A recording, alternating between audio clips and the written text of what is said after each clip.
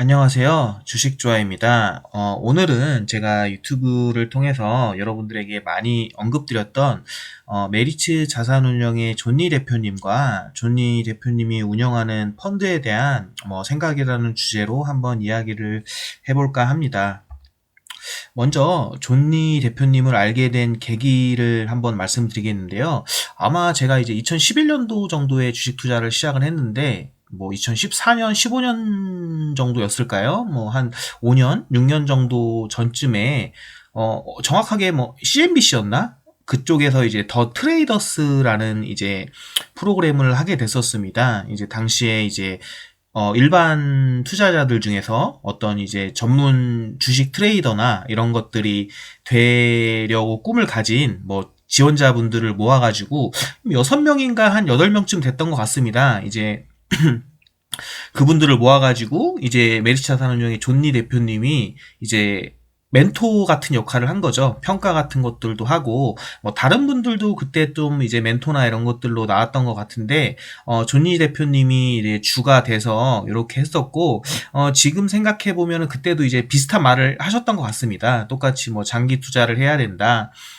펀드, 주식은 평생 보유할 게 아니면 사면 안 된다. 이런 식으로 말씀을 했었는데, 그때 한 6년 전이, 지금부터 한 6년 정도 전이고, 제가 주식 투자를 시작한 지가 한 3년, 4년 정도 됐을 때거든요. 책도, 제가 책을 읽는 것도 이런 조그만 잡다한 서적들, 그러니까 무슨 말이죠. 이게 얇은 서적들까지 하면 몇십 권씩 그렇게 읽었을 때고, 차트 공부나 그때 마치 이런 차트 공부 이런 거에 다 심취하고 그랬을 때거든요. 이제 그때는 솔직히 회사를 다니면서도 그런 생각을 많이 했습니다.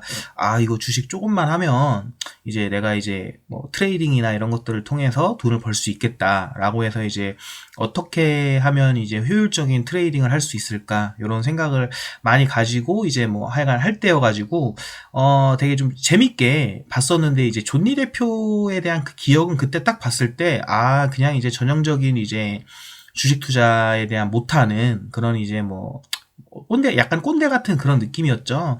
이제 그런 느낌으로 받아왔었고, 솔직히 별로 제가 기억에 그냥 임팩트가 별로 없었던 것 같습니다. 그냥 이제 좀, 그때 당시에 제 생각에는 조금 이제 말도 안 되는 현실성 없는 그런 소리만 하고 있는 이제 그런 사람이라고, 증권 전문가라고 말을 하지만, 전문성은 없는 그런 사람이라고 많이 여겼었습니다. 이제 개인적으로 거기 출연자들을 보는 재미로 많이 봤던 것 같습니다.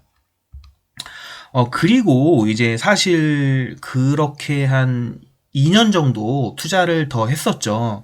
투자를 더 하다가 이제 많이 깨졌습니다. 그때가 이제 한 2016년에서 18년도, 14년도부터, 14년, 한 16년, 17년 이 정도 투자를 하면서 정말 많이 깨졌습니다. 이제 투자도 많이, 진짜 거의 투자금이 반토막도 많이 났었죠. 이제 저 같은 경우는 주식 투자를 하면서 주식 투자를 하는 돈을 한 번도 뺀 적은 없습니다. 예를 들어서 2천만 원, 3천만 원 이렇게 시작했다가 5천만 원, 6천만 원 이렇게 계속 늘어나는 방식으로 투자를 했기 때문에 줄어든 적은 없는데, 이제 투자금이 이제 계속 줄어들었죠. 그러니까 예를 들어서 6천만 원, 7천만 원, 처음에 2천만 원으로 시작해서 투자 원금은 한 6, 7천만 원이 됐는데, 이제 제가 투자하고 있는 투자 자산은 이제 평잔이라고 하죠. 그거 남은 금액은 이제 3천만 원 정도가 되는 경우도 많이 있었거든요. 그러면은 처음에는 제가 2천만 원을 갖고 시작했는데 이제 더 추가금을 넣어서 이제 6천만 원이 됐는데, 이제 그게 이제 반토막이 났으면 이제 어떻게 보면은 깡통은 아니지만 2천만 원 처음에 시작했던 거 대비에는 이제 깡통이 났다고 볼 수 있죠. 그런 식으로 생각을 하면 이제 여러 번 깡통이 난 셈이죠.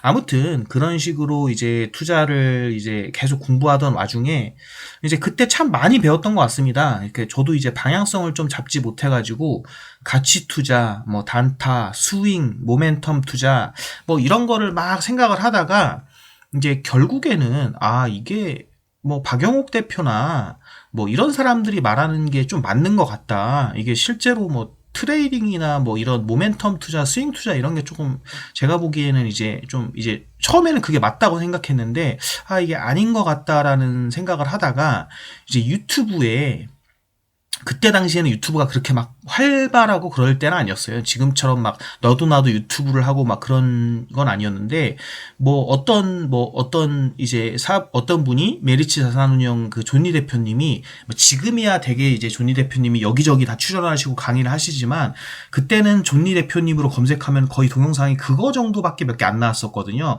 그래가지고 이제 그걸 봤는데, 그 동영상이 제가 이제 되게 투자를 이제 바꾸게 되는 그런 계기가 됐던 것 같습니다. 그 동영상을 받고 이게 투자를 한 5년, 6년 하면서 머리에 이렇게 띵 맞는 이런 느낌이 들면서, 아, 이렇게 해야 되는 거구나 라는 이제 생각이 들면서 한 뭐 이렇게 다 팔았어요. 그때 이제 예를 들어서 저도 정확하게 기억이 안 나는데, 예를 들어서 제가 가지고 있는 투자금이 예를 들어서 7천만 원이 원금이었다고 하고, 아마 반토막 정도는 아니고 한 5천 얼마? 6천만 원 정도까지 이제 복구가 된 상태였을 건데요. 그러니까 뭐 계좌들이 그때도 이제 좀 지금 정도는 아니지만 그래도 한 열 몇 개, 뭐 20개 이렇게 투자를 하고 있을 텐데, 그런 종목들이 이제 마이너스가 많이 나서 거의 다 마이너스였던 것 같습니다. 그때는 거의 다 마이너스여서 이제 정확한 금액은 기억이 안 나는데, 7천만 원이 뭐 예를 들어서 한 5천만 원이 됐다고 보면은, 어쨌든 그날 딱 이제 결심한 날 5천만 원 마이너스 나고 있던 주식들을 다 팔았습니다. 이제 다 팔고 뭘 했냐면, 이제 제가 생각하는 뭐 그때 진짜 한 달, 두 달 동안 박영옥 대표님이랑 뭐 자산운용 존니 대표님 동영상이나 뭐 조문원 대표님, 강봉수 슈퍼개미 카이스트 강봉수 교수님이나 이런 분들의 인터뷰나 이런 것들을 다 찾아보고, 이렇게 해서 제가 이제 이렇게 투자를 해야겠다라고 이제 투자의 방향을 딱 잡고 세팅을 한 다음에 이렇게 종목들을 쫙 고르고, 그때부터 이제 분할 매수를 해서 이제 투자를 하기 시작을 했죠. 그러니까 투자의 방향을 완전히 바꾸게 돼서, 이제 그때부터 한 2016년, 17년 정도부터 지금 2020년까지 한 3년, 4년 정도 투자에 대해, 그때 잡은 이제 투자의 큰 방향성에 대해서 큰 흔들림 없이 지금까지 이렇게 오고 있는 것 같습니다. 그리고 이제 그때부터는 뭐 이렇게 연 단위로 끊으면 거의 뭐 잃은 적은 없었던 것 같습니다. 그러니까 그때 2016년, 17년 정도에 이제 그렇게 투자 방향을 잡고 이제 투자 철학을 수립한 다음에 나름대로 투자 철학을 정하고, 그 이후로는 연 단위로는 아마 손해가 난 적은 없었던 것 같습니다. 아마 뭐 2018년이었나요? 한번 급등을 했다가 장이 많이 빠졌었죠. 그때도 아마 그 년 단위로는, 그러니까 처음에 시작했을 때 2018년 초보다 2018년 말에는 플러스가 나서 그렇게 투자가 계속 진행되었던 것 같습니다. 그렇게 이제 저 같은 경우는 뭐 박영옥 대표님이나 이런 대표님들도 이제 컸지만, 정말 이제 실질적으로 투자를 바꾸게 되는, 투자의 철학을 정립하게 해주신 분이 이제 메리츠 자산운용의 존니 대표님이었죠. 그리고 이제 투자를 해나갔는데, 이제 뭐 그때 뭐 투자를 하면서 제가 이제 주변에 돈도 많이 끌어쓰고 해가지고 투자금을 좀 높였던 것 같습니다. 근데 이게 다들 해보신 분들은 알겠지만, 이제 욕심이 끝이 없지 않습니까? 이게 왜냐면 똑같이 5%를 벌어도 5천만 원이면 250만 원인데, 1억이면 5%면 500만 원이지 않습니까? 2억이면 1000만 원이고요. 그래서 계속 이제 월급에서 남는 돈과 뭐 회사 다니면서 여윳돈이 생기면 계속 이제 투자를 하고 했는데, 이제 투자금이 정말 부족하다, 이런 걸 많이 느꼈습니다. 그래서 이제 이것저것 생각을 많이 해봤는데, 도저히 투자금이 이제 내려올 방법이 없더라고요.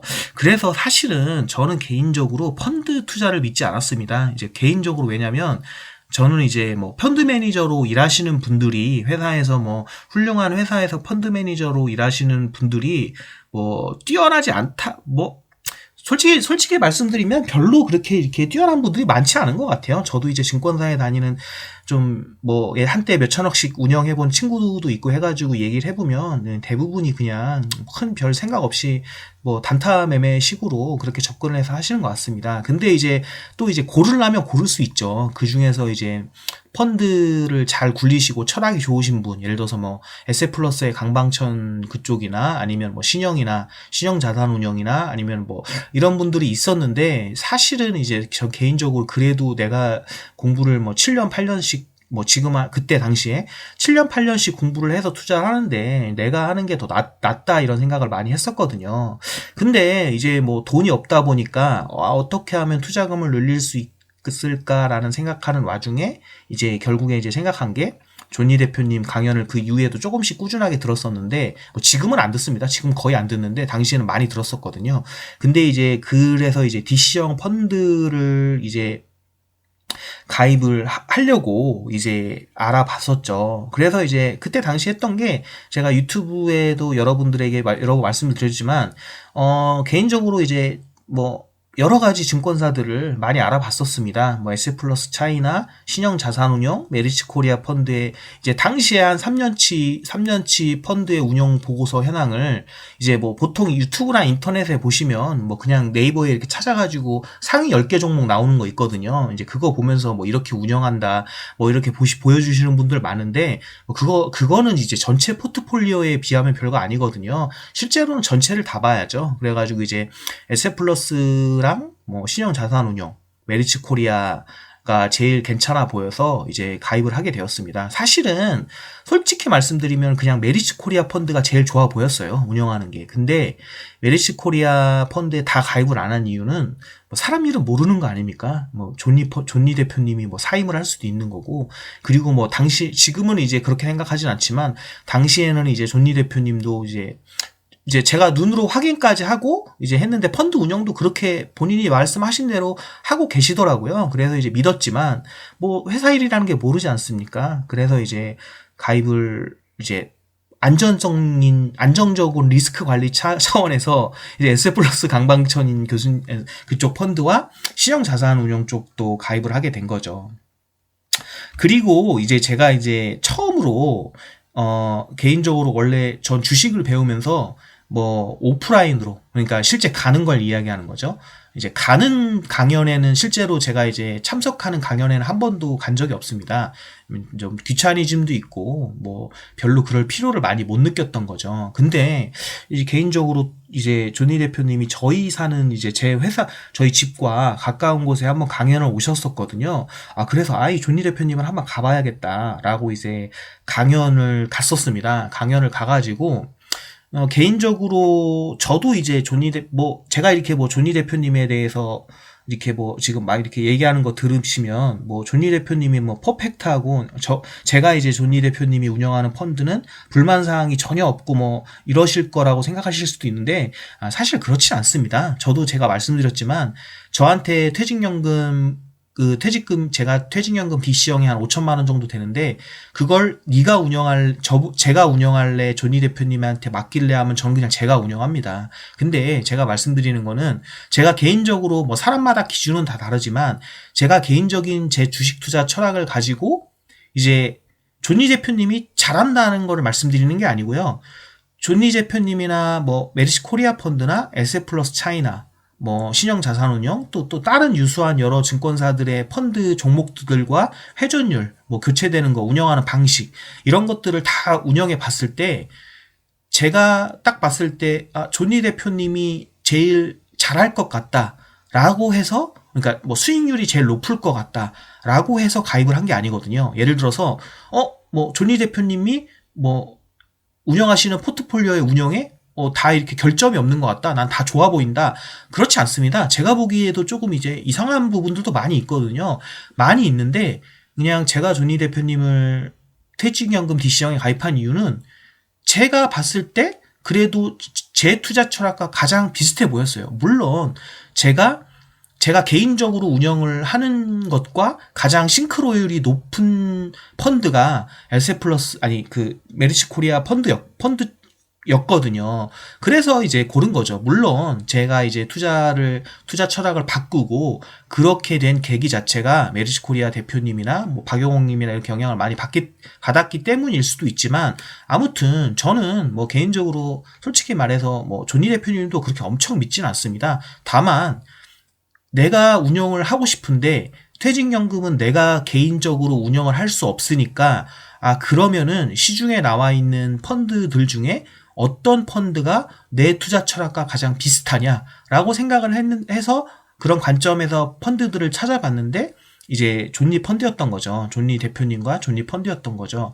그래서 이때 제 강연에 가서 뭘 했냐면 이제 좀 저도 이해가 안 가는 부분들이 있었습니다. 존니 대표님이 뭐 이런 건 도대체 왜 산 건지 모르는, 그러니까 어떤 뭐 제가 가서 종목 질문도 했거든요. 종목 질문 제가 그때에서 가서 질문했던 게 어떤 종목을 물어보면서 존니 대표님 이 종목은 대표님이 평소에 말씀하시는 철학과 안 맞는 것 같은데 왜 이거는 들어가 있냐? 뭐 요 질문을 하나 했었고, 뭐 개인적으로 펀드 운영하는 거에 대한 것들을 좀 해봤습니다. 그러니까 뭐 펀드 운영할 때 이런 상황이 벌어지면 어떻게 대처를 하시냐 이런 걸 물어봤는데, 저는 이때 되게 자신 있게 확신이 더 들었던 게 이제 존니 대표님의 말씀을 딱 듣고 그렇구나, 이제 나랑 정말 이제 생각하시는 게 똑같구나 라는 생각이 딱 들어서, 이제 그때 당시에도 이제 퇴직연금을 이제 뭐 예를 들어서 그때 뭐 퇴직연금을 받으면 바로 펀드에 넣을 수도 있지만 또 이제 가지고 있을 수 있거든요. 현금으로 갖고 있다가 이제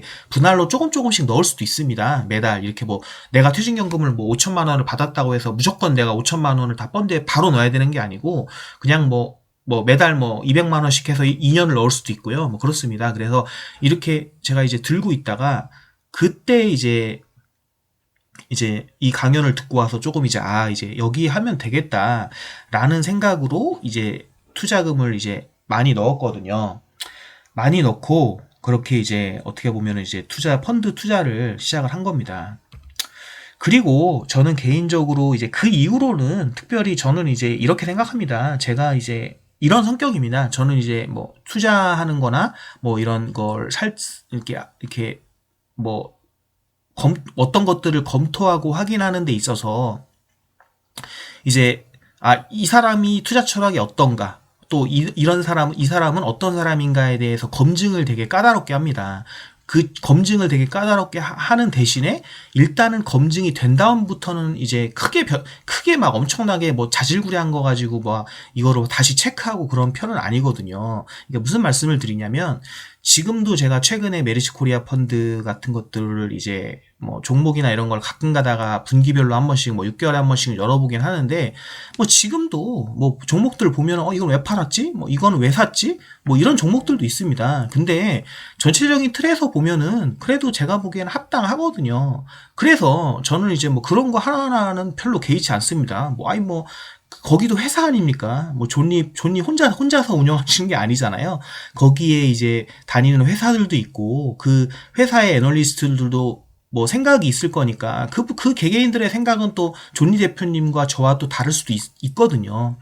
그렇기 때문에 이제 전체적인 맥락을 보는 거지 이제 크게 뭐 이렇게 사사건건 관여하거나 그러진 않는데, 제가 그래도 좋게 보는 건 솔직히 뭐 어떤 분들은 이거를 뭐 나쁘게 보실 수도 있어요. 돈독이 옮아가지고 뭐 이렇게 방송을 하면서 뭐 다 돈을 모은다 뭐 이렇게 말씀하실 수도 있는데, 저는 개인적으로 저도 이제 회사원이지만 이렇게 회사 대표가 이렇게, 제가 그때도 보면은 그때 존니 대표님 강연 왔을 때도 보면은 다 이제 회사원들이기 때문에 그때 뭐 5시 반인가 6시쯤 저희 되게 멀리까지, 서울에서 이제 멀리까지 오셔가지고 이제 뭐 하시고, 그때 막 사람들이 뭐 되게 질문을 많이 했어요. 그때 이제 저도 질문을 많이 했지만 강연이 한 1시간 정도, 1시간 준비 시간까지 하면은 거의 2시간 걸렸거든요. 2시간 강연이 끝난 후에도 막 사람들이 되게 이제 많이 물어봤었거든요. 근데 그 질문하는 게 뭐 물론 이제 어떤 분들이 보면은 저도 그랬겠지만 그분들한테 저도 그랬을 수도 있겠지만, 정말 이제 수준이 낮고 뭐 공격적이고 뭐 예를 들어서 너무 초보적인 이런 질문들도 되게 많았거든요. 왜냐면 이제 투자를 다 처음 하시는 분들도 많으니까. 근데 뭐 지금은 어떠신지 모르겠는데 존니 대표님이 그거를 이제 하나하나 다 이제 짜증 안 내시고 이제 친절하게 다 답변을 해주시더라고요. 그리고 뭐 지금도 뭐 모르겠습니다. 이게 뭐 존니 대표님도 뭐 어떻게 보면은 뭐 펀드에 그런 돈이 뭐 많이 들어오고 고객 예탁금이 늘어나면은 뭐 성과금을 받아가지고 뭐 이렇게 열심히 한다 뭐 이렇게 보시는 분들도 있을지도 모르겠는데, 뭐 저는 개인적으로 그런 것 때문에 그러시는 건 아닌 것 같고요. 본인이 말씀하시는 것처럼 어느 정도 이제 한국 증권 금융시장에서 개미들에게 좀 책임감 있고 좀 도움이 되기 위해서 하시는 것 같습니다. 아니, 요새 뭐 유튜브나 이런 데 검색을 해봐도 뭐 존리 대표님 진짜 뭐 맨날 어디 뭐 다니시지 않습니까? 뭐, 뭐 서울에 있다가 제주도 가셨다가 부산에 있다가 그리고 뭐 아니 뭐 여러 가지 뭐 여러분들이 운영하시는 여러 증권사나 뭐 이런 데 보세요. 아니 어디 회사가 사장이 막 일반 개인들 만나가지고 막 그렇게 질문에 답변해주고 그렇게 합니까? 참 이제 뭐 그런 거에도 이제 악플이 많이 달리고 하는 걸 보면은 참 저희 나라도 좀 어떻게 보면은 재밌는 나라인 것 같습니다. 이게 어떻게 보면은 군대 있을 때 느낀 건데 사람들이 이제 잘해주면은 고마운 줄 모른다고 참 이제 생각이 좀 많아지는 것 같습니다. 그래서 저는 어쨌든 하고 싶은 말은 뭐 이렇게 대표가 일하는 회사인데 대표가 이렇게 빡세게 일하는 회사인데 뭐 그 밑에 직원들이야 알아서 잘 할 거라고 생각을 합니다. 마지막으로 이제 제가 이제 존니와 존니 펀드에 대한 이런 개인적인 이렇게 뭐 개인적인 생각들을 말씀드렸고요. 다음 영상에서는 제가 뭐 제가 존니 대표 제가 한 2년 전부터 2년 전이나 3년 전부터 조금 이제 안타까웠던 게 뭐 존니 대표나 유튜브나 뭐 이런데 블로그나 이런데 보면은 뭐 모르겠습니다. 뭐 이렇게 다 이제 존니 대표를 뭐 깔보고 무시하고 뭐 무슨 약간 뭐 사기꾼 취급하고 이제 되게 부정적인 시각이 맞는 것 같습니다. 아니 뭐 솔직히 뭐 저도 뭐 일개 개인이지만 뭐 근데 제가 봐도 뭐 진짜 유튜버 하시는데 금융 경제 유튜버 하시는데 진짜 뭐 실력도 진짜 뭐 남을 욕하는 건 좀 그렇죠. 아무튼 뭐 말도 안 되시는 분들이 이제 말도 안 되는 얘기를 갖고 뭐 존니 대표를 비판하고 하는 것 같은데 이제 그런 것들을 보면은 좀 참 이게 존니 대표님도 이제 힘드시겠다 이런 생각을 많이 하거든요. 그래서 뭐 시장의 부정적인 시각에 대한 제 개인적인 생각들 어떻게 보면 반박이죠. 반박이고 제 개인적인 생각들을 한번 다음 편에 한번 다뤄보도록 하겠습니다. 예, 그럼 감사합니다.